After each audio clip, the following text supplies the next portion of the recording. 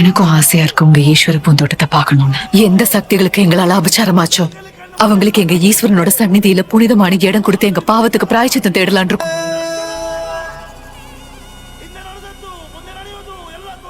தெய்வத்தை யாரோ அடைச்சி வச்சிருக்காங்க. அவங்க நம்ம நம்பிக்கையில பத்த வச்ச நெருப்பு காட்டு தீயா மாறி அவங்களே எரிச்சு சாம்பலாக்கணும். இந்த யுத்தம் அவங்க கிட்ட இருக்கிற நம்ம தெய்வ கல்லுக்காக. அதர்மத்தை அழிக்க நம்ம இறைவன் தெய்வ கணங்களை அனுப்பிக்கிட்டே இருப்பானா. ஆனா இப்ப இந்த ஈஸ்வர பூந்தோட்டத்துல இருக்கிற ஒவ்வொருத்தரும் ஈஸ்வரனோட கணங்கள் தான்.